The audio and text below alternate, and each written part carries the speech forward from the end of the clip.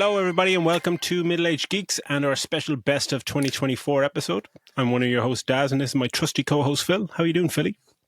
Pretty good, man. Yeah, good. It's been. I'm looking forward to doing this. This was a really fun episode last year, doing these top fives, and I'm interested to see where the differences lie between the two of us. And some man, it was fucking difficult leaving some out. Like, hopefully we'll get time for a couple of special mentions, because leaving some off the list was tough going. Because we had really good year for movies, but I know some people were saying it wasn't, but there's some absolute quality in there. Yeah, absolutely. Yeah, firstly, before we get stuck into our main event, we will just talk about our Superman trailer reaction, which we'd like to thank everybody who watched that. It's got over almost 1,000 views on YouTube and 2,000 or 3,000 other views across social media platforms, which is incredible. So we'll be doing a few more of those reactions over the next few months if we find any decent trailers. And it's just fucking fantastic. And like, I've watched the trailer. I don't know how many times you've watched it so far, the Superman trailer. I've watched it about 115 times. I can't get over it. I've just been all over social media and YouTube, following other channels, reactions, and geeks, and watching grown men and women weep at the score. And some of like the shot of Superman saving the kid seems to be a main pillar of people's emotional fucking frailties. And it seems like it's a trailer for a movie we didn't know we really, really fucking want. I just thought it's amazing that this teaser trailer has gotten that much emotional reaction from people just based on visuals and the music alone. It's really like, there's still people out. There are people out there that just, like, the DC fan base is so fractured. There's so many people that are just so into Snyder, and they're just reacting, just going, yeah, suit looks shit. We didn't need another fucking Superman. Fuck it, it's okay, man. Like, there's loads of iterations of different storylines of comics and stuff. He's 80 fucking plus years old. It's okay. I mean, they're entitled to their opinion as well. Absolutely. I mean, some people really, really did think that, and I loved Henry Cavill as Superman. Me too. A lot of people did. But yeah, no, I'm excited for it. It was fun to do a trailer reaction too. So, we don't even have to do the for good movies. We can do it for some shit ones as well. Yeah, I think so. Yeah, Madam Web 2. We'll check out something for that. But there was I said shit ones. Oh, you're giving the game away. That's got to be in your top 5, I imagine. Then, but yeah, some people had a lot of reaction to the trailer. Actually, was just about the fact that negative reaction was there's too much in it, and it's like it should be centered around Superman. But I saw this theory online that I kind of think is probably correct. Where I think a lot of that stuff in the teaser trailer, and it is a teaser trailer, like it's just to, give you a feel of the tone and give you an idea of the look and feel of it. But a lot of people say that I think a lot of this that happens in this trailer with the kaiju and all that stuff, that all happens in the first act. Right, yeah. And like, Superman gets battered and bruised, and, Krypto saves him, and that's probably the introduction to Krypto. That all this is our introduction to Superman just battling, with some of his friends, and then the movie happens after that, which, yeah, that would be down James Gunn's street in terms of how he's structured his trailers beforehand. So roll on the fucking second trailer. Yeah, and one tiny bit of news just before we get stuck into our first category. Kraven the Hunter, that we reviewed last week, that no one went to fucking see, but a lot of people have viewed videos about it. It's about 300 or 400 views. Has made it, like, I think it made 30 million worldwide. It made 11 million. It was tracking to make like 25 at the US box office opening weekend, and then that was reduced to like 20, and that was even catastrophic, and then that was down to 15, and it made like 11.3 million or something, which is like unbelievable. It's made less than Madam Web, a far superior movie, and one of the best movies of the year.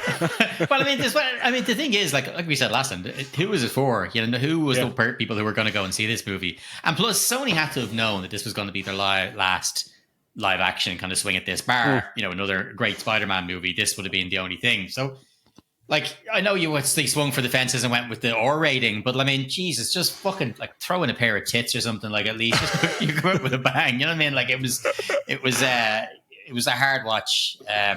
So good in some parts, but very small amount of those good parts in the movie. So yeah, no, I'm happy to move on from that whole universe they created. It's pants.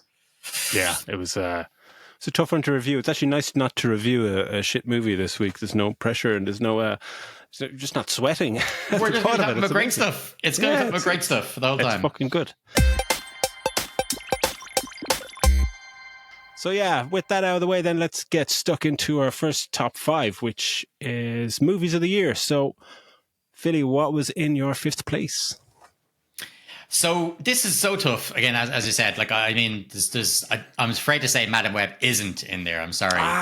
Fuck. But like cutting honorable stuff. Honorable mention. Well, yeah, honorable mention. Yeah, like cutting stuff. Like I cut out stuff like Longlegs, Civil War, Deadpool and Wolverine didn't make my top 5. Wild Robot as well. You know, because I tried to concentrate on the fact that I said pick your favorite. So I wanted to pick ones that I got the most enjoyment out of.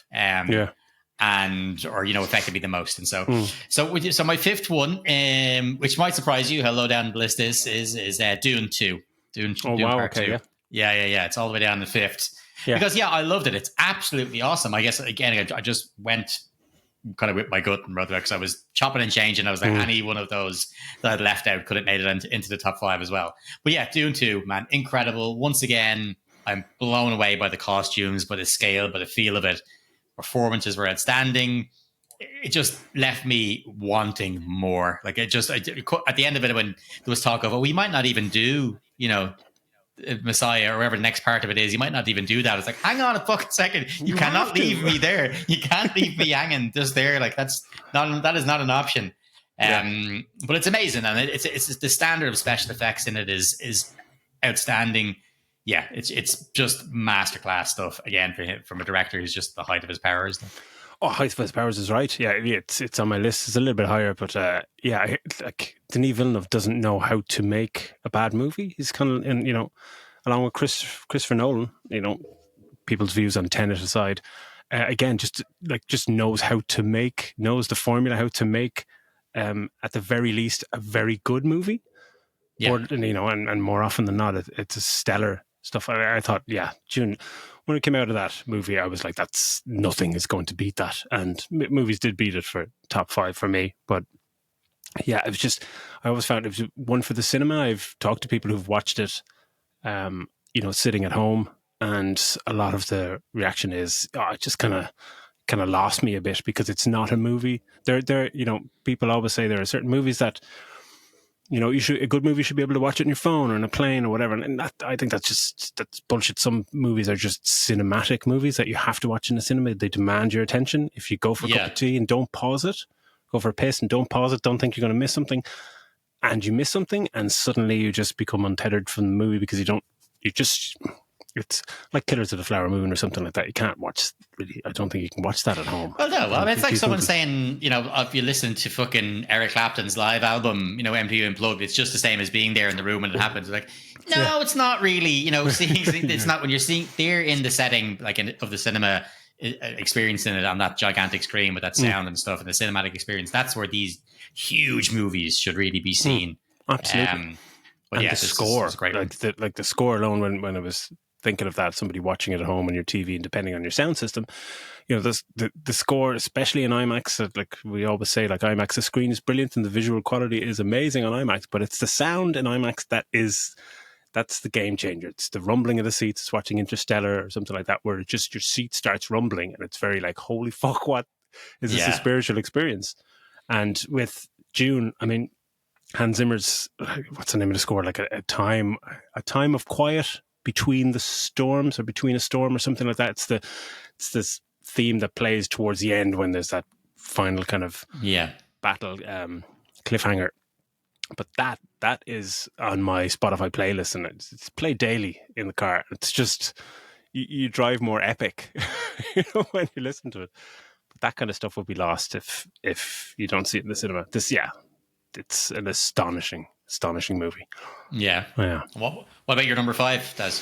For me, 5 was Transformers 1, which went out of the top 5 and back in, out and that's like the jumbling around of movies was incredible for the list, but it made me smile throughout, and I've watched it since in 4K on TV, and I can't wait to show it to my daughter when she's a little bit older, when she kind of gets it. It just made me smile. It's just a absolute visual treat. And just that story of the best friends becoming enemies on the second viewing just hits even harder, even though you know the lore and you know these characters for the last 30, 40 years. Watching it again in this kind of guise was just so much more rewarding. And those moments, the character moments between them, the visual spectacle moments are fantastic and deserve to be lauded. But it's got a nice balance of humor and crazy visuals, and that turn of Megatron is just so believable, and so he's not just evil. It's just like you're evil because you believed in something that you were fucked over. So fuck them, And it's just like, oh man, it's dark and funny. It just ticked every fucking box for me. And it's just, we'll touch on our top disappointments of the year, and this would be one of them later on. It's the fact that it hasn't made anywhere near as much money as it should have. It's just down to a poor first trailer, and people talking about trailers are just trailers. But no, you can fuck up if you make a bad first trailer that you just don't recover from. And a lot of people went out and saw far shittier movies the weekend this came out, which is a travesty. Yeah, this should be, reigniting the whole Star Wars, the whole Transformers thing. Not that it ever went away, obviously, for everybody, but bringing it right back into, because people, you get burnout from those fucking Michael Bay movies. They're just the fucking CG fest of nonsense. Yeah. But it was excellent. This is actually my number 4. It edged. Yeah, so I had originally said, no, you know what, it's going to be the Wall Robot because of the best animated feature I've seen this year. But I found that I've actually watched Transformers once since it got to streaming. I've watched it twice. So it's like, now that's what's drawn me. It still draws me in. It's still something of it. As much as I love the Wall Robot, it's just a wonderful experience. It's, it's good, but I've got that awesome nostalgia obviously as well, but it's gorgeous to look at. And I just think that the feat of getting this and animating these robots with the kind of backgrounds that they have to be animated against, and still having such emotion stuff in it is just, it's so well done. It's funny as fuck. Keegan-Michael Kay is hilarious. It's just, it's top notch. I really recommend anybody who hasn't seen it to watch it as fast as you can. It's awesome. Yeah. Absolutely. Yeah, that's my number 4. So we can go straight on to your number 4 then, I suppose. Cool. Yeah, my number 4 is Late Night with the Devil. This movie blew me away when I watched it. Because when we were reviewing it, I don't think it was something I probably would have seen based on the trailer, because the trailer made it seem like much more of a horror film. Yeah, and I would just bounce off that completely because horror is so much, it's so much more successful at the box office. A lot of the marketing for anything that may be a psychological thriller or a dark fantasy drama or something like that is marketed as a horror because that's going to make the money, and rightly so. But that always throws me off. And I was just so delighted that it was more the experience of watching this. It was like the smallest cinema I've ever watched a movie in my life. It's like 16 seats and just me, and I think there's one or two other guys. I was there. Thanks for that, Len. I was one of those. I was one of those one or two other guys. Cheers. Yeah. Brilliant. That's how good it was. I didn't even know who was there. But it's just fantastic movie, fantastic premise. It's one of the best opening montages ever put to screen that gets you straight into the movie in like 6 or 7 minutes perfectly. Like it's just, can't get over how amazing that first few minutes are. And the setup is brilliant. The acting is brilliant. David, what's his Malchian, fucking revelation.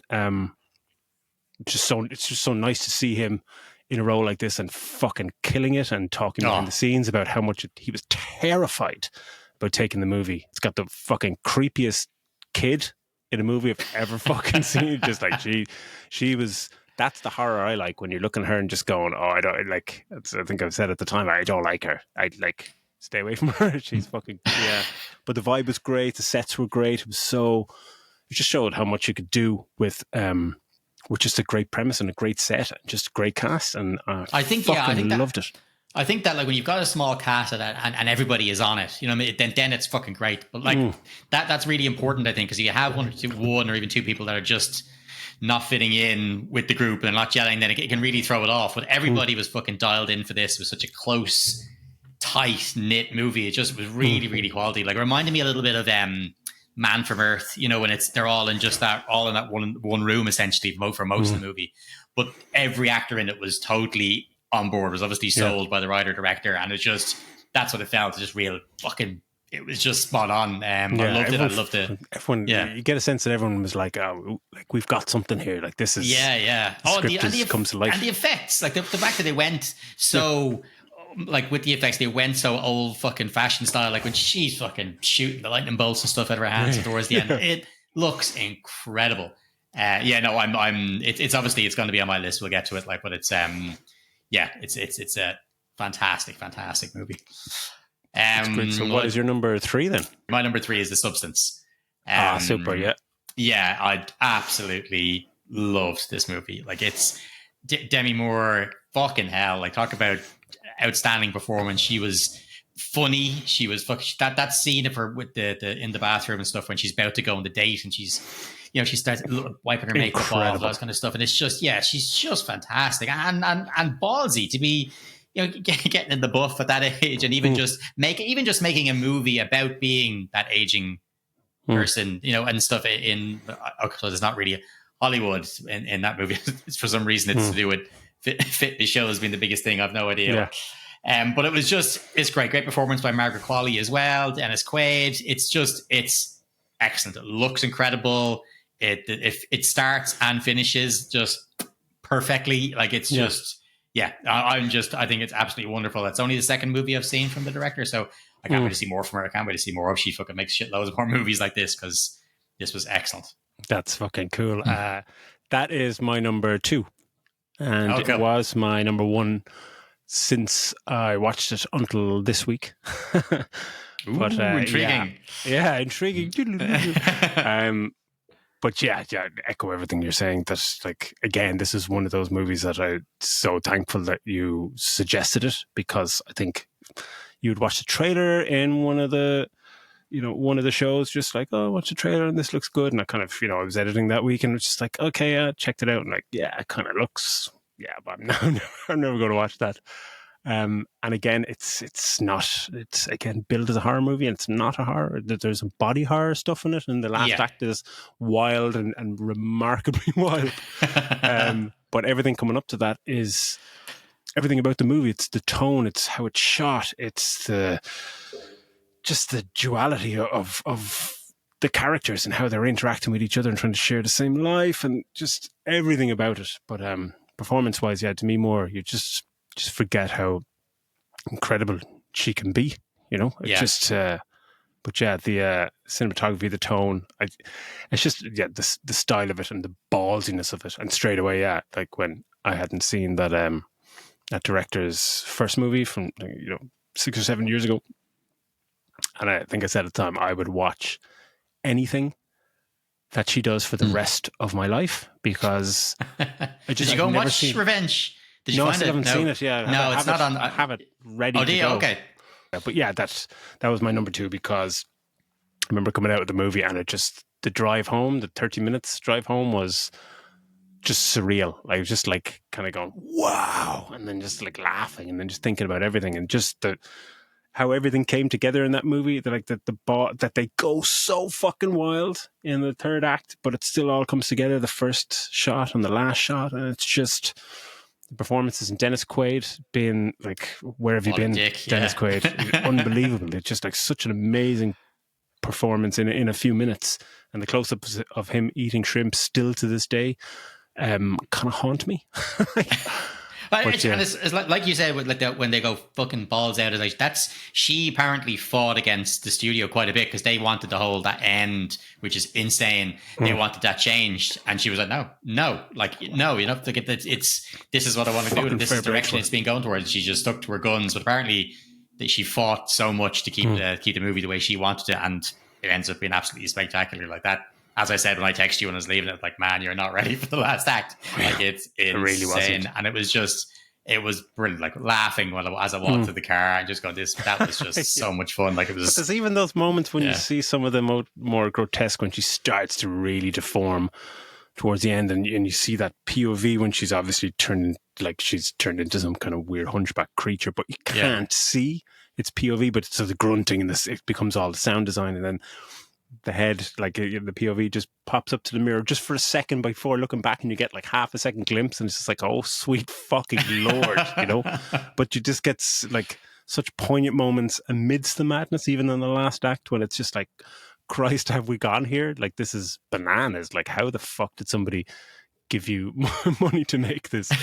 But then you have moments where you still have this grotesque kind of thing, still putting on earrings and trying to look pretty. It's just, and the thing that you touched on, especially in the review, that how they created that weird kind of time that it exists in. It's not now, it's not the past, it's kind of this, it's just this hyper realistic world. It doesn't exist in our world, but it kind of does. It's like an 80s new version of our world, just a mishmash of different time periods and different Hollywood, you know, scenarios. But and the point is that it doesn't matter. Yeah, because it doesn't. That's matter. The thing. It absolutely doesn't matter, and that's one of those choices where you're just going fucking bravo, like, because some people were just like, oh, we want it to represent Hollywood, needs to exist now, and you know, but yeah, it was fantastic. My number 2, it was So what was your number 3 then? My number 3 was June 2. Okay. So that was pretty good movie. Yeah, pretty good. Yeah. So then, what was your number 2? So my number 2, we've already done it, was Late Night with the Devil. Incredible. Oh, wow. Okay. Because now that the place is decorated, I've started to finally be able to get some posters and stuff framed. So I ordered myself the poster with it's just him with the head on fire, you know, flames and stuff like that. Incredible movie poster. So I'm looking forward to putting that up. It's that was my number 2. So I assume then what was your number 1 then? Well, Substance was your 2 then, yeah? Yeah. Okay, yeah. So my number 1 was Poor Things, because because I think it got the limited. I was at the start, I was like, oh, maybe I shouldn't put this in, but it did only get released here and most places in 2024. The only reason that it got limited release, was this usual bollocks just to get it in time for the Oscars, because otherwise, you know, because otherwise they do it, like if they released it in January, like, which it did really release in January, by the time it gets around to next year's Oscars, it's lost. Yeah, it's lost. So they're just like, no. So that's what they do it. But this for me, I said at the time, I wasn't sure if anything was going to beat that for the year, and this was like one of the first movies we reviewed this year, maybe even the first. And I thought it was going to be hard to beat, and nothing beat it for me. It came close, obviously, definitely. Like, Jesus, like Substance, Late Night with the Devil, came close. But I just loved it. The performances from Emma Stone and Mark Ruffalo, you know, Willem Dafoe. It's just outstanding performances from them all. It was funny. It was beautiful, gorgeously shot. So fucking weird. It ticked a lot of my boxes. It was just it's one that stuck with me for a long time after I watched it. And it's one that I'd imagine I'll be watching many, many times over the years, and just being still blown away by how amazing it looks visually. And her performance, Emma Stone, I love when you see, and we talked about Demi Moore, and a lot of times when you just see a performance that just goes above and beyond, like when you see something that you know at the time is, and they say the thing, oh, it's Oscar worthy, and that just happens to be the way that you kind of categorize it, like these stellar performances. Like, because if you run out of superlatives, you have to go into like, that's Oscar caliber, and that's what we were watching when you were watching her. You're just going like, this is something different. This must be like people watching Marlon Brando back in the day or something, just kind of going, what the holy shit? Like, it's just complete. You can imagine like the amount of cast and people that like have been on these sets, and you see, it's like, it's a very nervy and weird place on a movie set when you're trying to do even the most sincere of just, you know, people talking in a coffee shop. But where she goes in it is just, it's mind-boggling. She blew me away in that movie. That how bananas the movie is, and how grounding she is to the movie. She's so believable as this crazy fucking character. Like, so what about you then? If so what pushed it off? What jumped in there and pushed it off? I'm dying to know. Fucking crazy. Like, my wife had been trying to get me to watch this movie for quite some time, but I was just like, I was just doing other things, and I'd seen her watch it and cry watching it. And I was just like, like you got to find time to watch that. And it is a movie actually that came out around the same time, back in January, qualified for the Oscars in America, but came out here in end of January. And it's All of Us Strangers.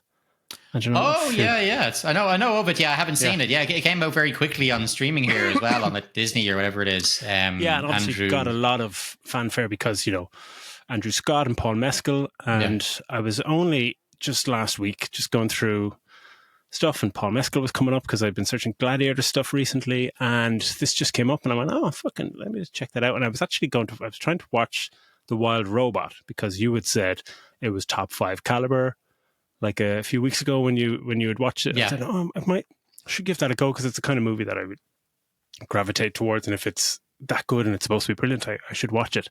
But then this came up, and I went, oh, actually, you know what?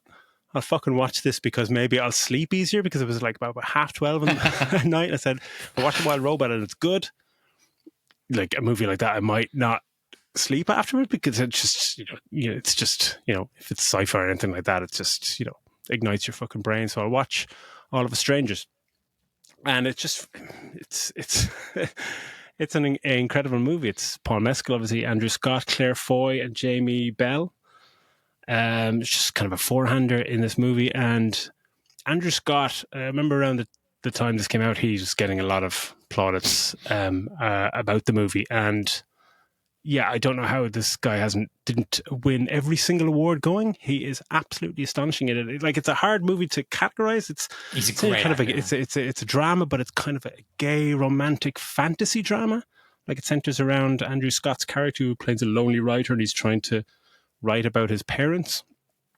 And they died when he was 11, but then he meets Paul Mescal randomly one night, and it's about their kind of relationship, and they're both very lonely souls that, like, obviously, like, they need each other and they need to connect. But the chemistry between these guys is off the fucking charts. It's like, it's quite incredible. But the fantasy element is where Andrew Scott visits his home. Yeah, Jamie Bell is his dad and stuff. Yeah, Jamie Bell's his dad, and Claire Foy is his mother, and he kind of just encounters them, and he just goes to their house and sits down, and it just leans into that fantasy thing so effortlessly. There's a point where you're just going, who the fuck are these people? And they're just having a conversation, and you just get it through the conversation. You're just like, oh, what? This is parents? Oh, okay. Yeah.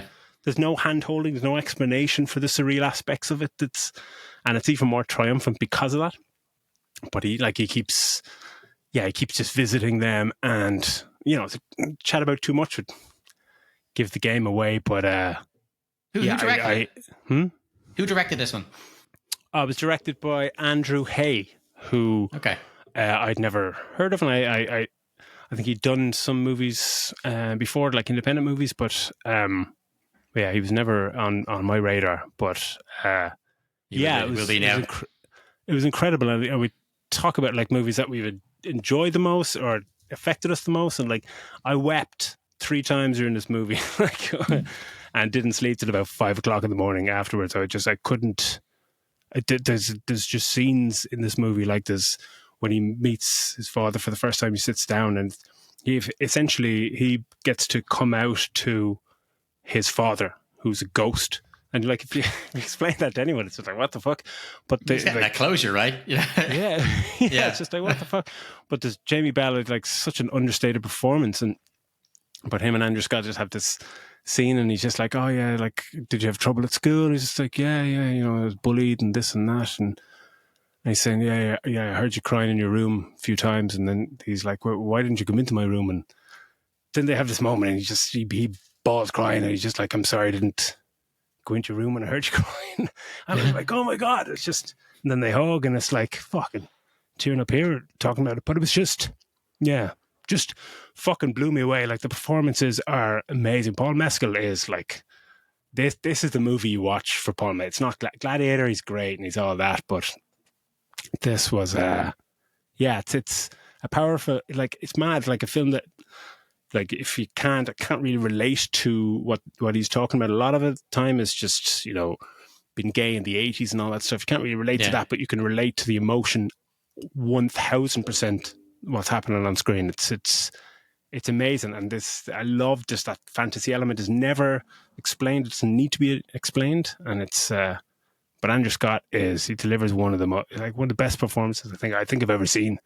But it's not a showy performance. It's just behind the eyes, and it's a very emotional move. But it just stuck with me, and it's still, still thinking about it.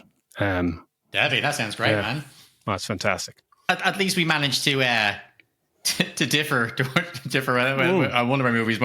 We seem to have a very, very similar list, which will obviously will definitely diverge in our next two categories. But that was that was kind of cool to have a chat through, and I'll definitely will have to check that out. Okay, so, Philly. Yeah, did you play 5 games this year? I did, smartass. I played more than 5 games, but not many more. And like this, it was just, I don't know why. That's going to be my New Year's resolution. I never make New Year's resolutions, but my one this year is to play more fucking video games. Again, it's just been, just busy and having that fucking dog. He keeps trying to fucking bite the controller when I'm trying to play games and stuff. But I definitely want to, because I've played some crackers and I put a lot of hours into some of the games on this list, like a lot of hours. Okay, I'll start off then with my number 5. This probably would be number 1, and I'm putting this ahead of games that I have finished because it's that good. I haven't finished yet, and it's still making my top 5. Is Stellar Blade. I've been playing it this week, man. Nice. It is class. Good, yeah, it's so good, man. It's so good, and it's tough too. Like, man, it's a difficult game as well. Like, and it's I find it difficult when I kind of get mobbed by enemies, but the boss battles aren't too bad. But just it's kind of a mixture of your, like, it's got that hack and slash element, but at the same time it's got that punishing part of like a Souls game or Sekiro or something where you have to be on time with your parries and your dodges. You know, you have to get them perfect and stuff. And I'm shit at that, like, so which is why I'm probably fucking it's going to take me longer than most people to finish this game because I'm just like, you know, that meme of Data's daughter when he throws the ball and 2 seconds later she puts her hand up.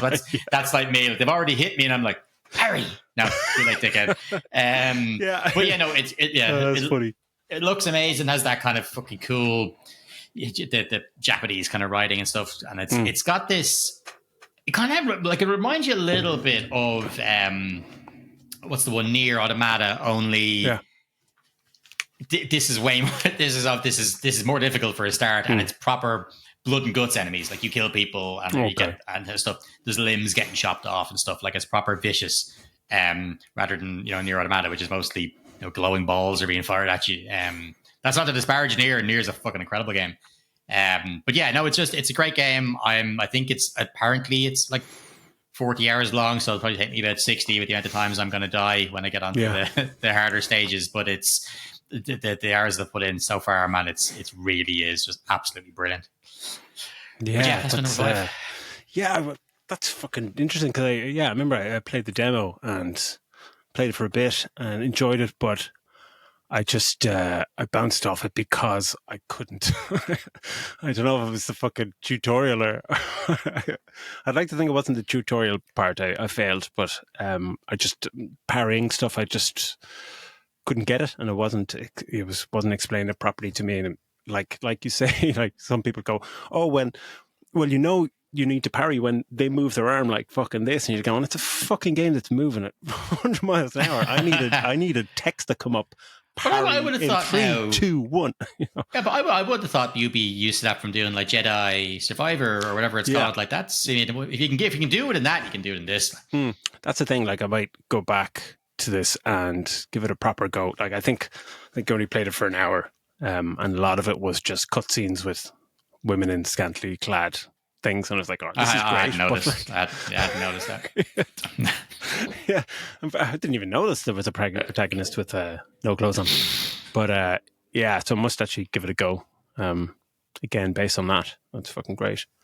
What was yours? 5. Jesus Christ, this is fucking hard to do.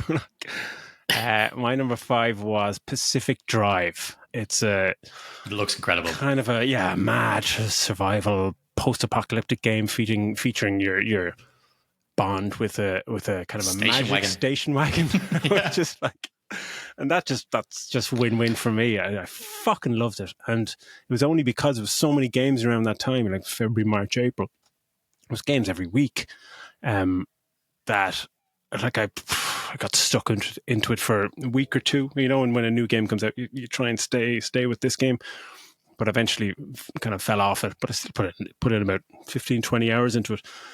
But the controls great, the level design is great, the sense of tension when you're in your car and you're trying to grab these fucking, magic portal energy things, and then an energy gate opens and you have to drive through the fucking wilderness to try and get to this thing. Sometimes with your station wagon falling apart because the survival element of the game is you have to keep the car together.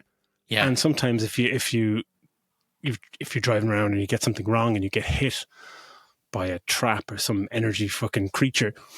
Like I had one where it was driving at night and the lights went out, the headlights went out, and you're just like fuck, I've got to get out of here because I've got all this stuff that I can't just fail the level. That's not an option because I've put 2 hours into this and I've got to get there in the dark and avoid all these crazy fucking energy creature things. And yeah, just some of the best gaming for sure was during this game. I love when that happens when you're, because we would have seen this maybe announced at like one of the Game Award show or something, and you saw the video for it and going, or maybe it was State of Play or something that was shown on, and thinking, Jesus, that looks fucking mental. I wonder will it be any use? And I think like it was like reminding me maybe of Stray. Do you remember Stray? It was in the video for it. And I was like, okay. I was like, well, of all the games that we've seen today, I'm not wandering around as a cat. I don't even like cats. Like I'm not going to be into that at all. And then it turned out to be amazing. It's an amazing game. I love that. Like if you had told someone, as you said, a magic station wagon, like, so that's great, man. Of all considering that you've played about 2,000 games this year, it's pretty impressive to have made it that high. Yeah, especially like, and again, I didn't know the game existed, as you said, maybe about 2 weeks before it came out. Just went, I'll give that a go, and just like, holy fucking shit. Especially like we would be people that like we'd have games on our radar, and that's coming out, in 2 years' time in May, whatever. And it's just so many games just hit this year that were not in the AAA sphere, which is fucking wonderful. And it's nice to be surprised by indie or AA games, which was this was fantastic. So yeah, everybody fucking play it. What was your number 4? My number 4 was Balatro. This game is just fucking phenomenal. I love that it's made by like one dude.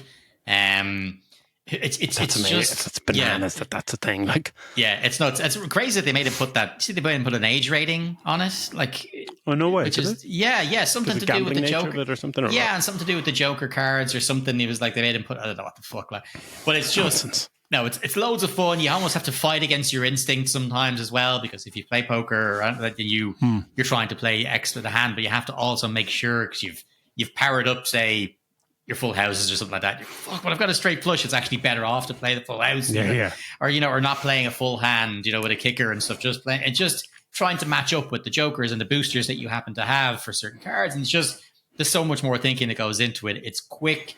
And if you fail around, it's not like, oh, fucking throw the phone down. It's fucking right, Grant, start again. Let's start again. It's straight away. It's so addictive, but in a good way. It's so simple, so much fun. Just genius fucking game design.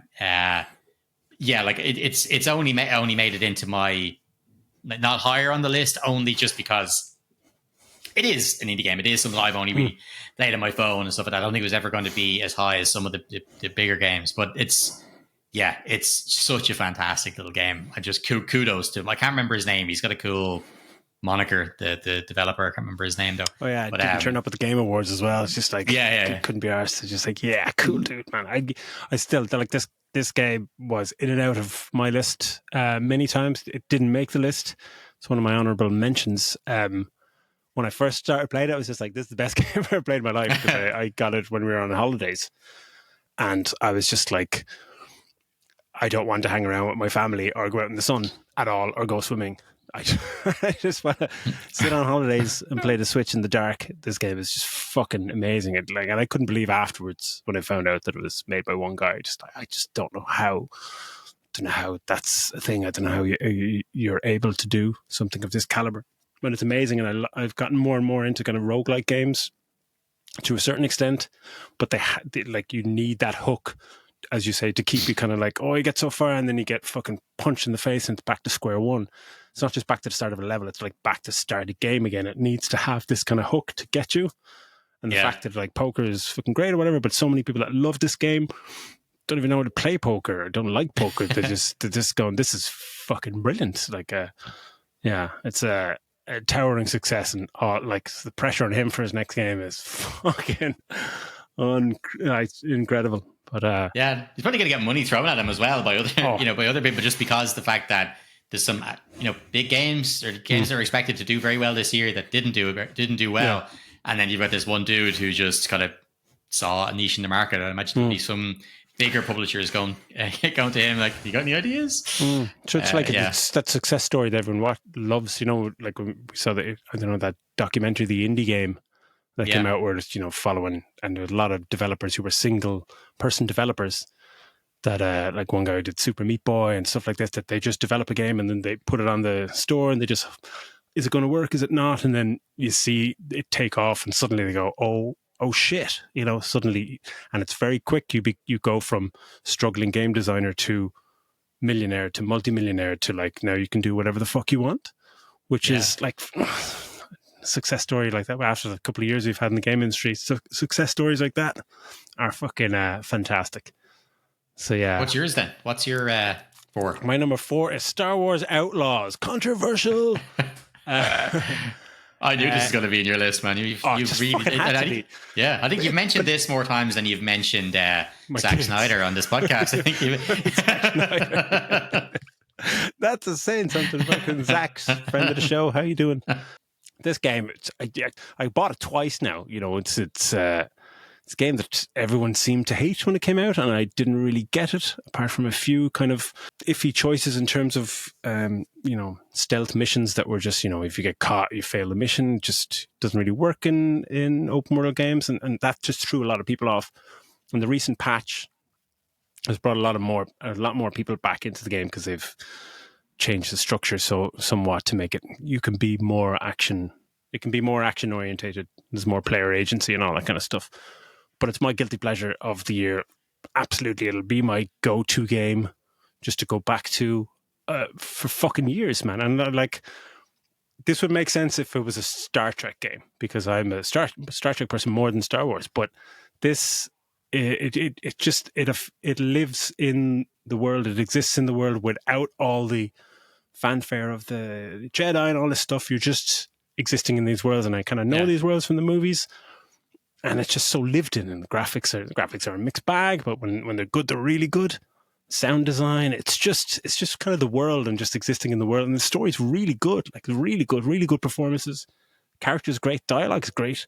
And it's really a shame that it's gone down with the sinking ship that is Ubisoft, and it's quite a shame because they did good here. You know what I mean? It's like, it's a damn shame, but I fucking love this game. It was higher, and then it came down. It was like, I can't get away with this being like number 2, but in a selfish way, I'm kind of like, I am intrigued to play because I love Star Wars, and I'm in a selfish way, I'm kind of glad Ubisoft are going down, because chances are I'll pick this up fairly cheap on the PlayStation Store in the next month or two. It'll be in the games in a month or something. But it's really good. Yeah. What's your number 3 then? So my number 3, this is the one I've put the most hours into this year, which is Final Fantasy Rebirth. And interesting. It's a fucking great game. And what I love about it is that because it's so long since I played Final Fantasy VII, which is back in the late 90s,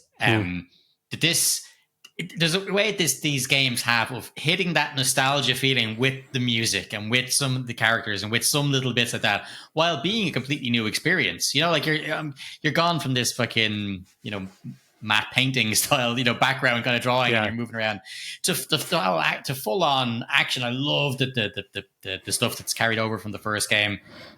Again, sometimes towards the end of this one, it can be like the first one. There's a lot of bosses in a row, which can be a little bit annoying. I know you weren't a fan of that in Remake, but it's great. It's fucking huge. Like I didn't do too many hunting for side missions or any of the rest of it, and it was like must have been 150 hours to complete it. Like, and that's me not doing everything. Like, I'd say you could easily put a few hundred hours into this if you were to go and try and get everything, you know.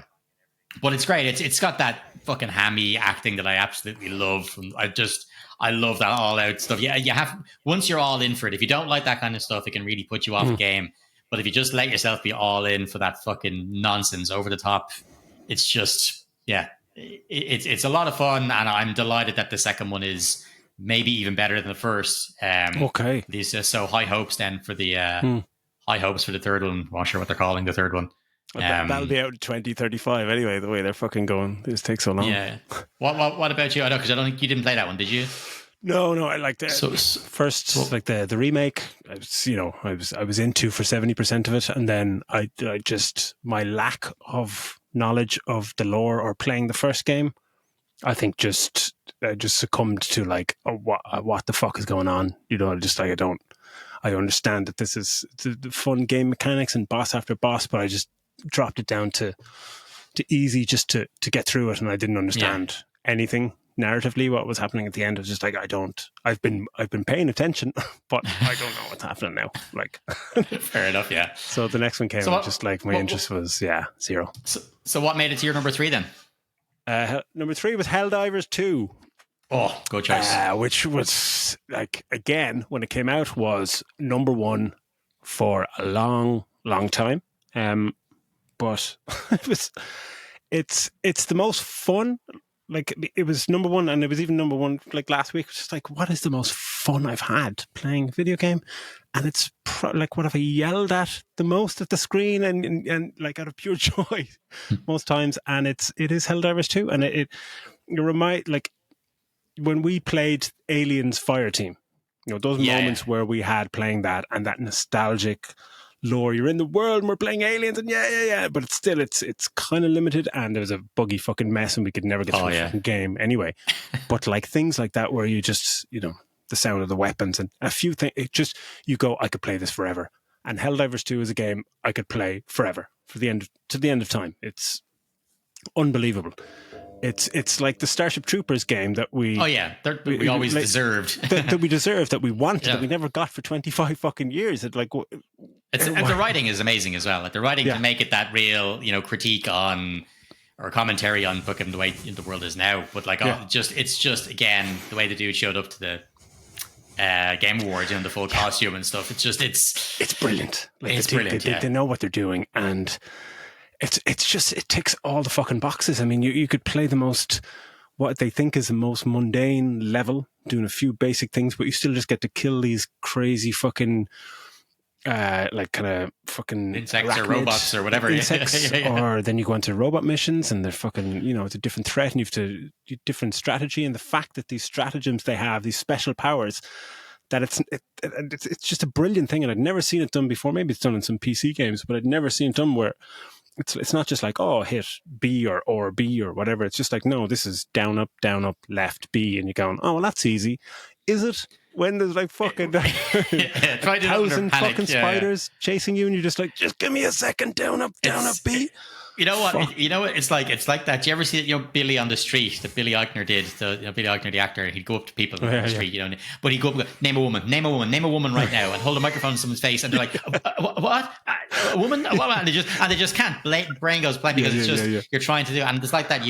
As you said, you walk up to the little panel thing to put this fucking thing in, and then all you can hear behind you is screaming. Your screen is going hit because you're getting hit. It's like, which one is up? Is it? It's like trying to do the simplest Mortal Kombat fatality with like down block or something while someone's smacking you in the face with a fish or something. Yeah, it's just panic. Yeah, it's great. But the special weapons, the enemies, everything about it, the co-op nature of it is like, it's just a wild fucking ride. And like initially, when I heard like you can play, you know, a certain level on not so much easy, but you can play it on easy or medium, and you get the same benefits. So you can increase your coin count or whatever to get more weapons and stuff like that. And it's not geared that much towards live service. And like you can pay money and get all the fucking cool stuff, but your progress is not halted so much like other games where it's just like you need to grind for 40 hours to get a grenade or some shit like that. Yeah. this really does rewards you quite handsomely for your exploits. But there is that brilliant thing with the co-op stuff when you go on to a game and you're like, oh, you find a game and you join it and they're on fucking like medium or hard and you're like, oh, fucking here we go. Like, and some of the enemies, like, you're just screaming at the screen, or mimicking a screen at 2:00 in the morning, not to wake your children, just go, fuck me, like, and just, I don't want to be that guy that just keeps fucking up the team, which I was I'd like to say from time to time. Generally, yeah, whenever I went over medium difficulty, I was that guy. I didn't know what I was doing. I was just like, yeah, running into battle, throwing a few grenades and just getting annihilated. down, up, B. But yeah, fucking just masterful stuff. Could easily be anywhere on this list for me. So yeah, getting to the good stuff here. What's your number 2 then? So I kind of alternated between 2 here. I wasn't sure which one to put first, but I kind of picked which one I had the most fun with, which I'll get to. So number 2 for me then is Space Marine 2. Oh yeah, it's just fucking great. I mean, I love what they've done with it. Like, it's not fucked all really changed from the first one, really. But I think the only thing I think would have done better was add maybe more variety to the enemies. Like, you're kind of fighting either the Tyranids or Chaos Marines. I would have liked to have seen maybe throw the Orcs or that kind of thing, or the Elves or whatever the fuck in there as well. Eldar. But yeah, it's class. Like, it's really, if you're into Gears of War and you'd love it, it's real. They've got the weight right, because you're walking around, you're a super soldier, like genetically engineered super soldier wearing this massive power armor, but they really get that weight. You can't move super fast, but you do still feel powerful. Even when there's hordes of these things, you still feel powerful. Not as powerful as they make out in Secret Level. I'm not sure if you've watched that, but no, I didn't see that one. No. but it's still great. You feel like if someone, and you really feel the fucking the weight of the weapons, and it's not easy, but it's not overly difficult either. Like, it's most people will be able to handle the game. It's not like, I'd imagine when I play it through again, I'll be playing it on hard just to increase it. It's not super difficult, but it's just great. It handles so much. Melee is supposed to be pretty fucking good, right? Melee combat. Yeah, and timing it as well. Again, there's timing in this as well, and you can fucking catch them in midair and stuff. And you've a choice of weapons, whether you get your handgun, your machine gun, then whatever your sidearm happens to be. Which for me was always a chainsaw, because chopping someone with a fucking chainsaw sword is just awesome. But like, it's great. Like, and I didn't find any sort of graphical glitches or anything when I was playing, which is great, because sometimes you're kind of holding off like a horde, and you're looking down and you can see these things are piling on top of each other to try and get over a wall, and so they're literally scrambling above each other, and you're there shooting down to the bottom of them and trying to knock the fucking tower of insect bastards down. And it's just, yeah, it's a lot of fun. And the lore is cool, and you don't need to know a massive amount about it either. The Imperium and all that kind of stuff. Like, even when I painted these little models, I knew fuck all about it. I just knew the names of the different ones, like the Ultramarines and Blood Angels and stuff, but I didn't know too much about the lore. And you don't need to know much going into this either. It's just that you're straight into it. It's just a lot of fun. It's a great game, fairly linear. But yeah, it's a good time, and it's not. I don't think this is AAA, is it? This one? Yeah, I don't know. It's kind of skirting between both, I think. Yeah. A high AA. Yeah, well, I like it. They kind of just, and they didn't listen to anybody. People are telling them to have it. Oh, this glorifies this, that, and the other. Or it doesn't have enough diversity, or it doesn't have this. No, don't care. We're just here to fucking. We're just here to blow up monsters. That's it. Like, and it's just. It's quality. Definitely recommend that one there. Yeah. What about yourself? Great. My number 2 is Astrobot, which is just is where to put this on the list. I mean, obviously it won Game of the Year. It was never going to be my Game of the Year, but it was, it was down to 5 and 4. And just after it won Game of the Year, it was just like, it went back just to play like I hadn't finished the Fifth World, and straight away you're just going,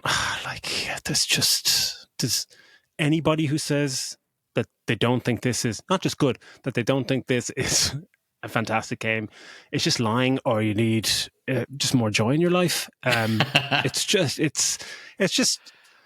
kind of perfect for what it is. Beautiful controls, excellent level design. You can list all these fucking things, but it's just a joy to play minute-to-minute gameplay is just fantastic. Every time you go to a new level, you just have a new gameplay mechanic. It changes and gives you something new. The visuals are gorgeous. It's a love letter to PlayStation, and people give negatives around it, like, oh, it's just an ad for PlayStation. It's like, a fuck off, like, just. But do you think about how well it's been received and how well the awards and all the rest of it is done and it's sold and all the rest? Do you think that this could be to launch a bigger universe for Astro Boy? Like, if you look at how small Mario and Sonic and stuff started out, he started as we had just this small little game, which, as you said, was mostly a showcase for what the DualSense could do. For the most part, you go, oh my shit, I can feel him walking around, and it changes on the texture that he's walking, and then it was just a VR thing. And I remember, like, the DualSense thing, and just going, oh my god, like, you can feel his feet. And then I played it in VR,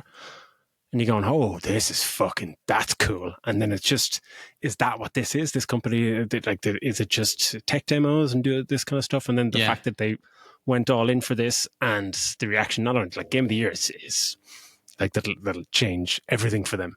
But the fact that it's the highest rate, it was the highest rating for a game in the Game Awards, on Metacritic.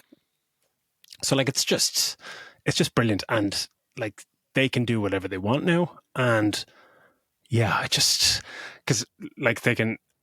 hope they explore the lore more, because a lot of people saying online that, where do you go with this, because the game centers around your ship is a PlayStation 5 and it's all this stuff. Do they wait next time it's a PlayStation 6 that you're flying around in or whatever, and you're trying to fix your console game ship or whatever. But my response to that was, it doesn't matter what the fucking story is. It doesn't matter. You see Mario and Bowser and Princess, no one fucking cares. Oh, yeah. Like, no one cares. Give me a reason to go from there to there, and fucking I'm there. Don't give a shit. Just like, and look what but they've the done with story Mario. doesn't make Like, sense. Who gives a shit? You look what they've done with Mario. Like, they've got, you look at, say, like, things like when another studio came in and were able to make a game, and you see Sparks of Hope and Mario Rabbids. Like, you've got inevitably we'll be getting a go-kart game of some kind from it as well, Astrobot karting, because that's just the way these things go. But no, it's on my list to play. Whenever I actually start playing games again. Christmas period treat for yourself. So, number one then. So my number one, so this alternated, as I said, between this and Space Marine 2. This is Legend of Zelda, Echoes of Wisdom. Oh, brilliant. And like, for this I'm over the moon that Zelda gets her own game. Not that Zelda doesn't she does definitely feature more heavily in the recent games, but again, not a whole lot. I mean, unless you've played what's that fucking game? It's a narrative element, yeah. But even that one, the Dynasty Warriors style one, but even then, no. This is this lovely mix of, it looks so like Link's Awakening, the remake that they did. It looks so like that, but at the same time, it's got the feel of Tears of the Kingdom and Breath of the Wild because of the different ways that you can solve stuff, which was never really a Zelda thing. It was always you had to have a certain item to open a certain thing. There wasn't a bunch of different ways until Breath of the Wild came along. There wasn't a bunch of different ways you could attack a dungeon or attack anything. It was mostly, you got a certain thing, new weapon or a new thing that could access a new area, and you had to beat a certain boss. It was all set out these exact time. Whereas in this, again, even for such a small, semi 2D, semi 3D game, that it's you've still got all those different ways of solving a thing. But the only downside, I think, is I'm not mad on the menu. The menu takes too fucking long to scroll through. Like the items that you have, their spells that you can cast it's too cumbersome. But that's the only gripe. It's a delightful little game, and I highly recommend that. And that's, I mean, look, if you love Zelda, it's you're jumping back straight into that world of Hyrule, and it's excellent. And it's funny, and I couldn't recommend it highly enough. It's fantastic. I actually tried to power up my Switch during the week just to play some Balatro, and it wouldn't turn on. I was like, what the fuck is that all about? I had that issue, and I took it out of the dock and plugged the Nintendo adapter thing straight into the wall and left it in there. And the next day it was grand. And I got that tip off on Reddit. And and the next day it was grand. I don't know why direct charge from that thing worked, but that's just someone on Reddit just said, this is what I did, and it worked. I was like, oh, go on, I'll try everything else. And actually, so yeah, give it a go. So go on. What's the big game? I definitely thought that that Star Wars Outlaws was going to be your number one. And it was for a while. It just changed so much, and then I kind of it's like that recency bias thing where you're just kind of like trying to fight that, and I went back through some notes and just like started this game up again. Can I guess? Yeah. Is it Dragon's Dogma 2? Fucking is. Absolutely. Good man. It's weird to say it's not unlike anything I'd ever played before, but gameplay-wise, it was unlike anything I'd played before. It was an open-world fantasy game, a la Skyrim or one of these kind of games. But it's just the fact that just anything could happen in this game, and that was the whole thing about it. And people had said it's very glitchy and buggy and all that stuff, and I got none of that.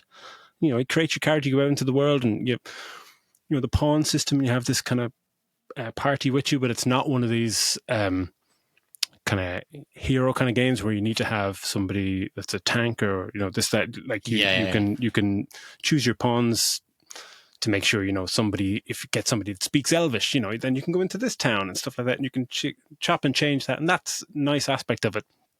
But it's the fact that like you're just playing this game and you're going out and you just don't know what the fuck is going to happen at any given time, and if you get caught with a random, I remember once just turning a corner and just kind of going, right, we'd finished a mission, just like, right, we need to get fucking back. It's getting dark, because when it gets dark, it gets a bit fucking trippy, and there's no fast travel, and that's the best aspect of it. So it's a really lived in, like, can we make this trip? And walking back, and it's just getting dark, and just turn around a corner, and just like from a castle, and there's a fucking dragon sitting there, just like, I don't know what to do now. Oh, what? I have to go that way. Shit. And that didn't end well.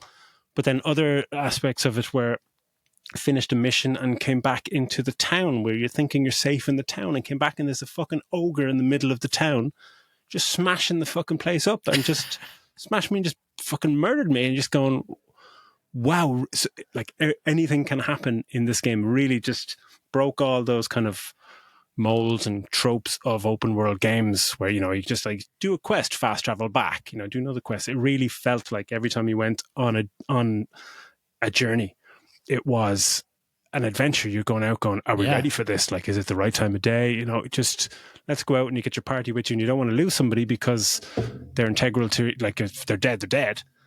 And it just fucking blew me away. And I don't know how many hours I put into it, but it was fantastic. And then there's a thing at the end, and like, obviously it's this combat's amazing, and just you fight dragons. And I was texting you at one point when I took down my first dragon. It was one of those like, fuck yeah, but not in a Souls way, like playing those Souls games. We were dying over and over and over again. This was just, we knew what we had to do, but it just took a long time, and the dragons flying around, and just kind of fucking just like, we need to fucking do this. And it started getting dark, and then other fucking creatures came out, and we had to do it before a certain time. And yeah, I just screamed at the top of my voice when we took that dragon down. I was like, I just beat a fucking dragon. Like, it's amazing. Absolutely fucking blew me away. And deadly. There's an end game to it that is astonishing. Everything kind of changes, and you there's another 7 or 8 hours like in the kind of underworld thing that just comes out of nowhere. You're just like, what the fuck is that? And it's a game that when it starts, like, it doesn't say Dragon's Dogma 2, it just says Dragon's Dogma. I was like, what? Where's the 2? It was just very confusing at the start. I remember having to check in, did I buy the right one game? Yeah, what the fuck? But yeah, it's just, game of the year for me. Okay, so before we get into our final TV show section, let's get through a few of our biggest disappointments in 2024, because there have been a few. There's been a few. Yeah. So you can start this one off, that since I've kicked off all the other ones. Go on. My first one was Hellblade 2, which was I was waiting for that game for seems like fucking 50 years, and what we got was more of the same, more of a tech demo. And I was going to say, you've used that word a couple of times. I only started off, and it felt like the original to play, but I was just like, I've been walking for a while. This is worse than what Dad said. Like, this is like, and I was just like, and it's gorgeous, but you're going to have to do more than that to keep my fucking interest. I've already played the first one. I don't need another tech demo. And it's like the first hour is just walking. And again, it just comes back to like it looks great, and all the things that worked for it, the excellent sound design and the kind of, you know, and the mental frailty and all this stuff that was brilliant became, because of the structure of it and the plodding nature of it this time around, became a weakness. And that's a very sad thing to say, because those things were fucking lauded so highly by us and by everyone in the first game, and this time around you're just going, oh, I'm just sick of the fucking shit talking in this ear and this talking in this ear, because I want to do something. And it just, yeah, it threw me off. Didn't even finish it. Like, it just kind of went, oh, like, fuck this. It's just such a shame, because it was how about you? Well, I think video game wise, I think maybe the South Park game Snow Day, because I loved Fractured Butthole and stuff like that. And what was the other one? Stick of Truth. Stick of Truth. They're fucking great. So it was a bit of a bummer that this, like, I didn't even bother playing this, and in the end I just saw the reviews and I was like, normally I'd kind of I'll judge for myself, but the reviews were so scathing. Bad, like. Yeah, I was like, actually, you know what, I'm not gonna. Getting trees and stuff like that, just like fucking hell. Yeah, I guess with regards to other stuff though, like, I think there's ones that I kind of knew was coming out and was on board because of the actor that was involved, was The Crow. So, like, when I knew Bill Skarsgård was on, I'm such a fan. I was like, oh, this could be class. But when we got that first fucking trailer, even me, who's someone who was like, no, let's wait and see, let's give it a chance. I was like, oh man, that looks fucking bad. Like, and then the second trailer, shit, man, this looks really bad. And then the movie itself was an absolute travesty. Yeah, I suppose that and that Hellboy Crooked Man was fucking shocking as well. Yeah, and for me it's Joker Folie à Deux,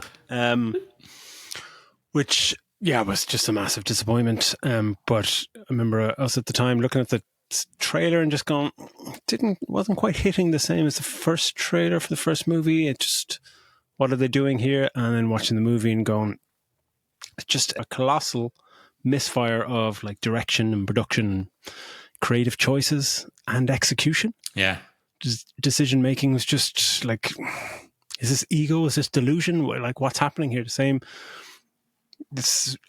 shit people have spouted about, like the Matrix Resurrection, just like, oh, well, it was meant to be, it's shit because it's a fucking, a parody on the first movie or the backlash to the first movie. And just like, fuck off, man. People have gone out to make a good movie, and with this, it didn't work. They got free reign, and unfortunately, the thing we give out about most about producers stepping in and fucking putting a leash on people like Taika Waititi and all these kind of guys. Yeah, when they're given free reign, it does just spill completely out of fucking control. Yeah, it's like, I suppose I wasn't as hard, or down on it as you were, but even I was, disappointed. After hitting the heights that we hit with the first one, it was upsetting, at least that every way it turned out, which is a pity. And then to not own it, to come out and kind of lash out then at people, that's it's just childish. Yeah. That was a bit silly. Which was a shame. And I think one other for me then was the layoffs, the game devs layoffs, which is like last year in 2023, there was approximately 10,000 people laid off. And it was just like, fucking hell, what's happening here? Because the gaming industry had record numbers. And this year there was 14,500 people just going up, which is fucking scandalous, because the gaming industry is approximately like 220 billion revenue. Like, it's apparently flying for all the execs and CEOs, but not people who make award-winning games that don't hit unrealistic targets by suits in a boardroom. That kind of shit just wrecks my head. I mean, I'm not a game developer, and I don't really know any game developers, but it's something throughout the year that's really just fucking. And it's been common, isn't it? I mean, it's been a common theme. We've mentioned it multiple times each week you check, and it's either a studio has gone under, or some sort of game has flopped for whatever reason. Like, I get it, some games flop because they're just fucking shit, and people just or it's the wrong time. It's the wrong time for it, or whatever it happens to be. But to see something like Ubisoft going under is a bummer when you think of it. that's a studio that's around for so long, and to see Xbox, which are massive, laying off so many people, and then but at the same time they're fucking, oh well, wait, we've spent X-Men on this studio, like fucking billions on buying Bethesda, but by the way, we're letting a few thousand people go. Like it's just, that's a real fucking bummer. Yeah, like you've got Arcane Austin and the team behind Prince of Persia: The Lost Crown, which won the games of the year. And Tango Gameworks, like who made Hi-Fi Rush, like one of the games of last year, going under because they didn't hit targets. And just like, what targets are you going to hit if you shadow drop a game the day it's released? You announce the game, release it, and then it doesn't meet targets. I'm like, what? You need to give it a chance. Where's the marketing budget? Like, you need to tell people about the game for people to play the game. That just drove me fucking bananas this year. But anything else from yourself? No, not really. There was a couple of movies that didn't really hit for me. I was really looking forward to like Argyle, and that didn't hit for me. And then don't speak about that. Yeah, and then a couple of other movies just weren't as good as I thought they were going to be. But not really. There wasn't really anything that kind of disappointed me as much as that you said, the layoffs and I think maybe that not enough people went to see Furiosa. That bothered me. And Transformers 1, yeah. And Transformers, a lot of people went out and went to the cinema this year, which was great, but they didn't go to the right fucking movies. That's the problem. Go to the ones we tell you to go see. For fuck's sake. Yeah, now we'll get on to our TV shows, and I imagine you have probably 1,000 TV shows to go through, where I have about 6, and it's which one to leave out. That's one of my New Year's resolutions, is to watch more TV shows, because gaming seems to be very easy, movies easy, but TV shows, I think it's all about if I engage Ali in the show, or if I actually watch more things that she suggests, I'll watch more stuff. So what was your number 5 TV show? So number 5 for me was X-Men 97. Just fucking brilliant, man. Like we mentioned nostalgia a couple of times on this episode already, but Jesus, nostalgia overload with that. Like, I mean, having some of the original voice actors is great. It's just to keep that feel of the 90s show, but updating it with obviously great storyline and great visuals. Fucking that. I'm not going to say that episode with Gambit is just fucking amazing. It's just it's class. It's has that.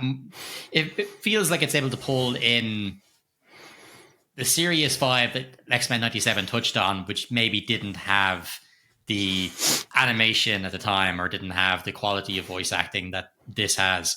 I can't wait to see where they go with this. So this was exactly what I'd hoped it would be when it was announced. And it's one that I can see myself watching multiple times. It's absolutely. And it's that initial watching the first few episodes, the kind of tonal shift from episode to episode. You're going, fucking hell, they're really going for it. And the fact that it's a continuation, and it's not just like, we just remake or reboot or something. It's just like, you're actually you're just going back here again and dealing with the loss of Professor X. It's profound, and I absolutely love that. I still haven't finished it. That's why I didn't make my list, because it was this or my number 5. Go on. What was your number 5? My number 5. I don't know if it should be ahead of X-Men 97, but it was True Detective. It was. It was only because I finished it, and this is something that myself and Ali watched together, and we actually managed to watch it in the space of fucking few weeks, which was excellent. And I loved the show, and I know the ending didn't work for you, and for me it didn't really stick the landing too much, but the more I thought about it, it was more about the journey than the ending of it. I just fucking loved it. I loved Jodie Foster, seeing her on screen again, and just being a flawed mess of a character. I loved the setting. It was just perfectly judged TV for first few episodes anyway. It started to lose its way when, I know, around like episode 7, I think it's kind of going, how are they going to tie this up in fucking 90 minutes? Yeah. You know what I mean? Just like, and but yeah, no, I loved everything about it. Like for 80% of it, it was it didn't need to stick the landing for me. It did it. The job was fucking great, but it was just the cast and Jodie Foster. I just thought the every episode was fantastic and eerie, and it was one of those shows where it was so. I was very, very scared a lot of the time when when stuff wasn't happening. You know, just a sense of place and eeriness around, and that mystery and some of the visuals and the kind of frozen bodies and stuff, and the some of it is paid off quite well, and others is not paid off enough. But that initial first 4 or 5 episodes, it just remember week to week, just going, this reminded me of the first or the first season of True Detective. We know when it was week to week. You know, when you watch it and just go, "Fuck hell, what's that?" And you're waiting for the next episode. Like, I need more, and they give you a little bit more, but a few more questions. It's like kind of Lost or something like that, where it's the ending. Does it matter that much when it's all about the week to week for me? I love that show. Absolutely loved it. No, I love the performances. Yeah, like I said, I wasn't as big a fan as you were, but I thought the performances, obviously, Jodie Foster's always great, but I can't remember your one's name, who plays the cop in it. Boxer chick, yeah. Yeah, I thought she was incredible. I've never seen her anything else before, and she was brilliant. Christopher Eccleston, you know, it was brilliant. It was acted so well, and I love stuff that's set in like the Arctic. Yeah, I love all that kind of stuff. And when it kind of had that vibe at the start of something like The Thing. And so I was kind of wonder where it was going to go, you know. When you get those shots like in that kind of research facility and just like what happened there, like that kind of stuff, if they lead more into that, it would have been much higher on my list, because I love that kind of like, what the fuck happened? Are they going to find security footage? Like, what were they testing? That kind of stuff is very incredible. I think with the fact that it was True Detective, it was always going to come back to grounded level. You know what I mean? It wasn't going to stick with supernatural. No. But no, like still definitely solid choice. Definitely, I absolutely love Jodie Foster. I think every time I see her in something, I'm reminded of how fucking great she is. And just that she's kind of like a hero bitch, which is just, I love flawed characters like that struggle, you fight against the fact that they're kind of dickheads, where you're just going, but it's a noble cause. Flawed dickheads. Yeah, can't beat it. How about number 4? Number 4 for me was Baby Reindeer. Absolutely fantastic. This is, and obviously acted incredibly well, but just from the point of view of the guy who created, is it Richard Gadd? Who created like the laying your soul bare like this is just, for me, it's so brave. And I know obviously a lot of it's, some of it's played up more than I'm sure that actually happened. But all the stuff around, the rape and everything else, it's those episodes were like, I'm not hard to watch, but they were heavy episodes to the point where I'm kind of going, oh, I can't watch the next episode yet. Like I need to pause and take that in. It's so well acted, and so material can be, triggering, I imagine, for a lot of people. And but he was it's so honest, and it's so open. It's brutal, some of it in parts. And I thought the actor whose name I'm forgetting, who played the stalker. I didn't know her for anything. I thought she was absolutely incredible as well. And it's just a fantastic piece of my earphones went there. Sorry. Grant, go back to I actually did repeat myself twice on purpose to make up for that. Yeah. Sorry, continue. Go get it. Yeah. No, like it's just it's all around great performances. It's short, like it's just kind of the right amount of episodes as well, and it's not. It's like nothing really else that I've kind of seen recently that's come out. Especially, I wasn't expecting anything like this to come out straight away on fucking Netflix. Anyway, I know he'd been doing something similar to this actual show when he was doing it live at like whatever, it was a one-man show or something. The Edinburgh Fringe. But it's just great, and I'd like to see more stuff from him, because I was really, really, really impressed. Did you watch this one? This was my number 2. Okay, excellent. Yeah, I only watched it recently, and absolutely fucking blew me away. And there's so much packed into every episode. It's amazing when you see like, oh, it's only 29 minutes, but so much fucking happens. I think it's like performances are off the chart. She is amazing. I find it hard to fathom how you try and direct that kind of performance.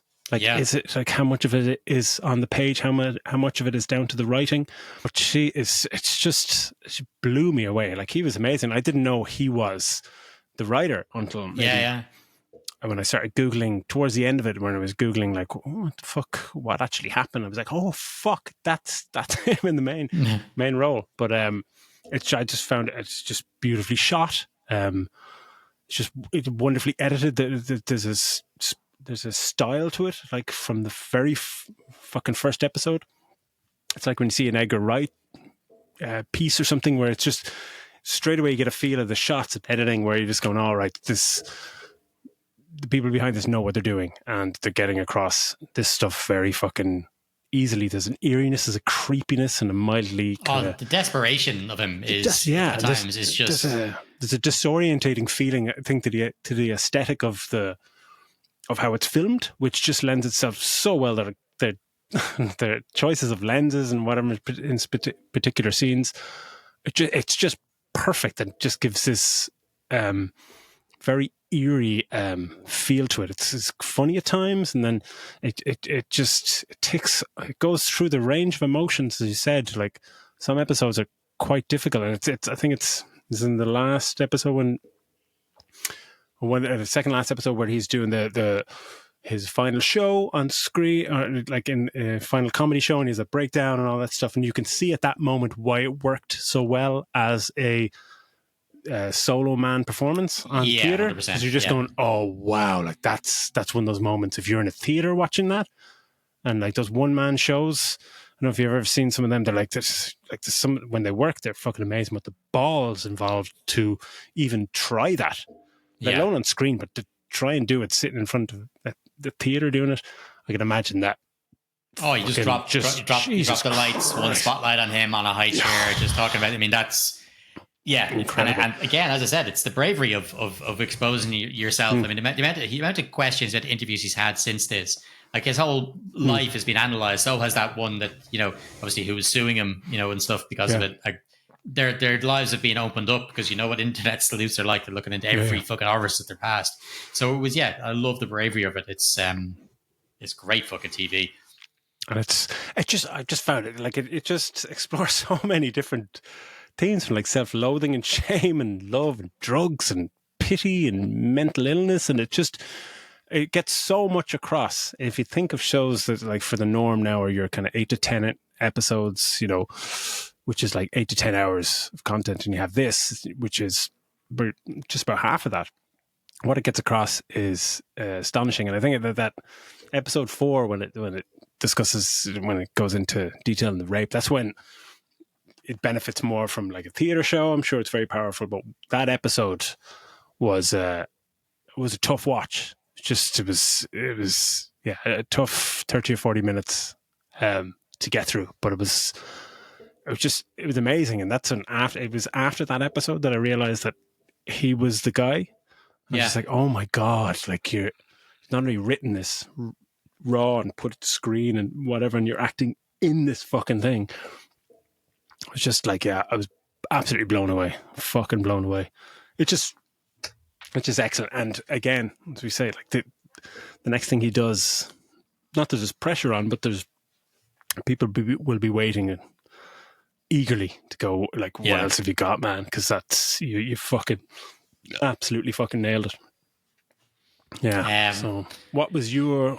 That was your number 4. That was 4 for me. So 3 for me is Fallout. That was 4 for me. Cool. Yeah, Fallout. Oh, did we skip your 4? Oh no, it's the same things. Yeah. It's a Fallout. Jesus, I guess maybe my expectations weren't that high, because, as we've mentioned multiple times in the show, that transition from screen or games onto the screen just usually isn't fantastic, and vice versa actually as well. But this is talk about an exception. Like, I mean, they've obviously The Last of Us fantastic. This is fantastic. The TV shows, please God, are the way forward for these things. You've got Arcane as well. But this was just fantastic. But Walton Goggins is incredible. Ella Purnell, who seems to be just in everything now, she's gone strength to strength. She's fantastic. It's wonderful. It deserved. I'm delighted that they got the award at the Games Award. Yeah. And I'd love to see it get more shows like this get more recognized now as well, with Emmys and stuff like that as well. That this source material is excellent and can be made into something fantastic. And yeah, I love it. I love the violence is over the top. It really captures the feel of the games as well. You know, there's that kind of surreal almost vibe to it. It's absolutely wonderful. Really love it. Yeah, like when I was thinking about this, where to put it on the list, I was just thinking like the most impressive thing about it is the tone and hitting that tone. It reminded me of watching the Fargo TV series and the fact that they nailed the tone of the film almost just perfectly. And then with this, when they're announcing it, you're just going, oh, like you can do your very best and you could still very easily just slightly miss it and it won't work. Just it's people say like it's The Last of Us paved the way for this, and I think The Last of Us is almost an easier adaptation because it's almost like for like, and you just need it's brilliant, but it's all there for you. But with this, it's because they're not following a specific narrative from any game. They're just kind of doing their own thing. So it's really up in the air that they really have to nail the tone, the violence, the humor, the setting, and they just fucking nailed it. Absolutely nailed it. They made it like Ali never played a Fallout game in her fucking life. Showed her the trailer and she was like, oh yeah, well, I'll watch that. And we watched it and she was just like, this is fucking brilliant. She was... Yeah, so my 70-year-old mother loved it. Yeah, I mean, exactly. It's like everybody watched it. Yeah. And that's, it's fantastic. And I think the stuff that has done so well both on TV and games have been like this, where they've kind of they've ignored people who were saying, no, it needs more of this and it needs that. Saying, no, this is post-apocalyptic, horrible place that we don't have time to tick all these boxes you want us to tick. It's just going to be fucking fun and awesome. And that's the people in charge. Just trust them that they're going to do a fucking good job. Like and these are the ones that have made bank. The ones that have tried to swing for ticking all these boxes we wanted to tick ended up fucking tanking. You know what I mean? So it's a great fucking show, and please God, there's many more of them. Many more seasons. And the thing is, the sky's the limit for this in terms of the narrative options going out there. They're not. It's not like The Last of Us where they're stuck to what happens in the second game. Yeah. This is like they've set the world, they got the tone, they got everything right. Just go forth and fucking conquer. Like, so yeah, that was my number 4. It was just spectacular. That was your number 3. It was my number 3. Yeah. Yeah, my number 3 was The Penguin, which. Was pretty good. This is my number 2, so yeah. Oh, brilliant. You talked a lot about the end of this show, and it took me so long to get to the end of the show, and like gut-wrenching payoffs and all that kind of stuff. But I feel like I'm about to be re-traumatized. Yeah, but the show is like it's just such a fantastic extension of just one singular film, one singular world that Matt Reeves created and just spawned this. And it so beautifully exists in this fucking fantastic world. And the story is great and everything's great about it. But Colin Farrell's performance, it's still, there were moments throughout the series where it still did take me out of a scene for a second. I had to go back. You just kind of pause it going, oh, fucking hell, like, oh my God. I know that's Colin Farrell. It's just very... Yeah. How much he just absolutely just absorbs his character. And it's just, I even think the amount of plaudits he's getting, like, oh, it's amazing now he's transformed his character. It's not enough. Like, it's not enough. He's amazing. His tics, his mannerisms, his fucking everything. It's an acting masterclass. And he's matched by, what's your one's name? Kristen Milioti. Yeah. And she is unfucking believable, and she steals a lot of the scenes that they're in together, which I think was even more impressive. But yeah, the narrative going through it, it's a show where you never really know what's going to happen. It kind of meanders so much throughout, like what's going to happen, where's this going, like how bad is he going to get? And yeah, like that final scene, I don't know if we go into spoilers, but like, no, we don't have to. But I think the reason that they did that was was so well, like, as you talked about Craven last week, for example, we know he's a bad guy, supposedly a bad guy, but we're rooting for him through the whole movie, and in the end of it, he's still a fucking good guy. You're rooting for the Penguin in this, you know, you're rooting for the you want him to come out on top, and when he's setting up, framing other people for shit that he's doing and stuff, you're on his side, you know what I mean? You're on his side, and this at the end is a reminder of, did you forget what this fucking dickhead is? This is what he is. Like, before you, because you're behind him and have his mom and all these kind of stuff, and you're trying to, I hope he comes out on top. But then he's like, don't forget, this guy's a monster. Like, this guy is a horrible person. And that scene with Victor, man, broke me. I was like, it was difficult to watch. It was like, holy shit. Perfectly believable. And that's exactly what you're saying. Exactly. Yeah, perfectly believable. And it was just a reminder of, like, I know you've gotten comfortable with this guy over the past, 8-9 episodes, that he's the underdog, and we hope he does well against his horrible crime boss family, even though he does horrible stuff himself. You root for this underdog, but you have to remember, he is a fucking horrible, horrible person. And he will turn on his mates or do whatever is necessary at any given time to give himself the upper hand to progress his career. He's the only person. He's the only person he cares about. Him and his mom. Yeah, that's it. But and I just thought that the show kept the pace of the show throughout was just phenomenal. It's just fantastically edited. Like, you can talk about how it's shot till the fucking cows come home. It's just fantastic. But just performance wise, it's just, there's so many other fantastic actors in the movie, but it's himself and Sophia. You forget sometimes that he's you forget sometimes that it is him. Like, when you're watching, it's like a whole other being. You know what I mean? He's just it's absolutely outstanding. And not to give the game away, but the final shot, and you see the bat symbol come up, and you're just like, it makes you more annoyed that Batman 2 is not in post-production or something. Yeah. It's just like, come on, guys, let's fucking get it going. I don't know what the delays are with that, but it sets up like, oh fuck yeah, if he's going to play a more prevalent role in the Batman 2, like, fucking bring it on. But that was my number 3. That was your number 2? Yeah, that was my number 2. Yeah, so what was your number 1 then? What was your number 3? Sorry, my number 3 was Penguin. Okay, my number 2 was Baby Reindeer.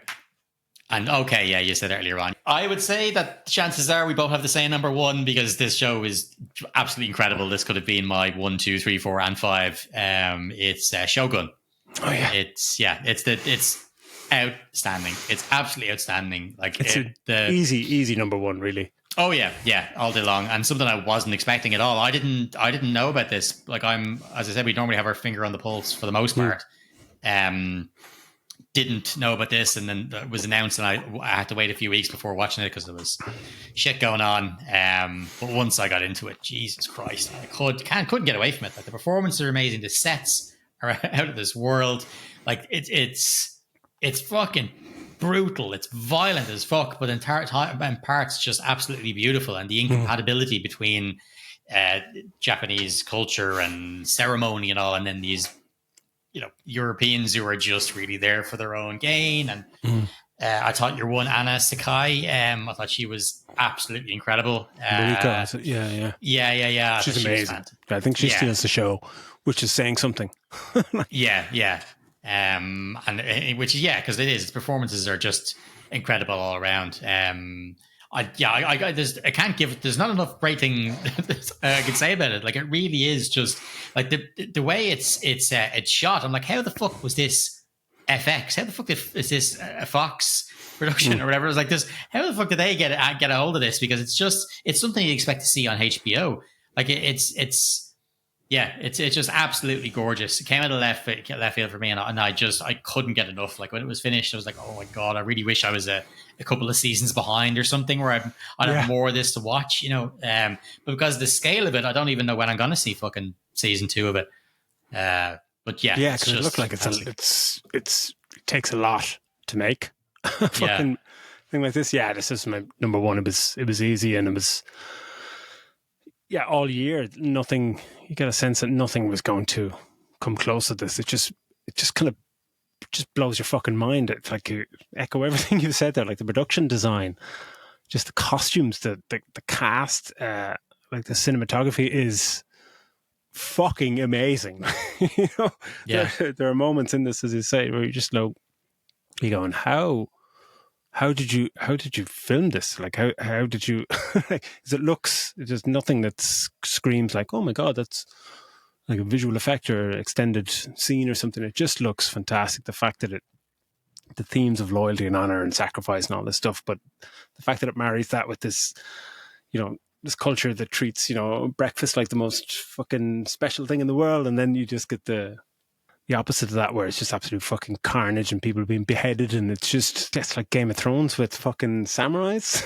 Yeah, it's just like there's so much to take in. Like there's so much to take in. And the actors, especially the Japanese actors, like obviously Hiro, jeez, I'm going to get his name wrong here. I'm just going to say Sanada. Hiroyuki Sanada. The performances I get from them, I love, is that because the Japanese people and characters in this are not fucking crazy over the top. It is very, as you said, it's reserved. It's about honor and respect and stuff. The amount of acting they're getting across with just a look. It's out of this world. Like, it's out of this world. It's because not only is it one or two, because we often say that you can see it in a character's eyes. The acting is like Amy Adams, I think, is fantastic at it. There's certain actors like that where they just portray so much. And this is multiple cast members are all nailing it. You can feel tension, you can feel the mood, all simply by a look, a certain look someone gets, or it's just, it's fantastic. And it's really hard to put into words how much has obviously gone into this show when you actually watch it. You know what I mean? Like the sets and stuff are absolutely incredible. I wonder what the budget was. That they couldn't have gotten a massive budget compared to, say, Game of Thrones or whatever. No, not at all. But Jesus, it's well spent. It's so effective what they do. But when I'd say like there's battle sequences are bloody and they don't skimp on that, and they're beautifully staged and expertly staged from a technical standpoint. But there's so much to just take in over the course of 10 episodes. There's warring factions, there's multiple characters, multiple plot threads. There's so much narrative depth to everything in that time period and the political culture and all that stuff. But there's a perfect sweet spot where you never feel overwhelmed by all the stuff that's thrown at you. It's kind of like, wow, there's a lot of stuff. But then it's just that perfect sweet spot where you're just getting this narrative fucking progression, but while also getting all this character development and fucking scene setting and history fucking lesson. You know what I mean? It's like 1600s Japan, fucking wild. You know what I mean?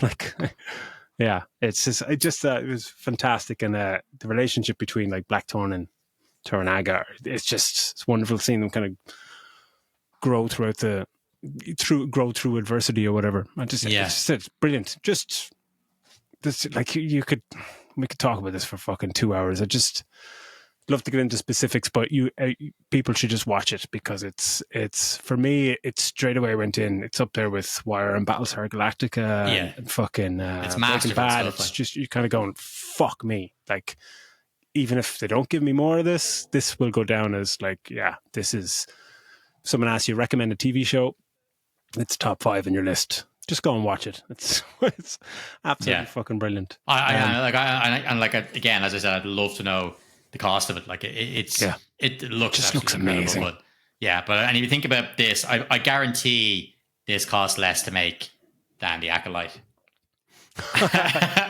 Which was filmed on a stage that make it look like a forest. Throw some neon lights in a fucking forest. Fuck's sake. The opening credits to this, which aren't even massive, the opening credits to Shogun, the title screen for Shogun is better than anything they put out in fucking 8 episodes of that. Anything Disney's put out in a long time. Okay, so that's a wrap on our review of 2024. The best things, TV, movies, and games, and some of our disappointments. Thanks a million for everyone for listening and sharing, subscribing, and all of everything in between. It's been a great year. We're not done yet. We might have an extra special episode or so coming out before the new year. We'll see how much time we have on our hands to throw something together. But it's been it's been a great year, and we love doing this, and we're going to continue to do this as long as we can both speak, probably. So thanks for everything, and we will see you next time. And happy Christmas and New Year. Yeah. Happy Take it Christmas, easy. guys. Take it easy. Bye bye.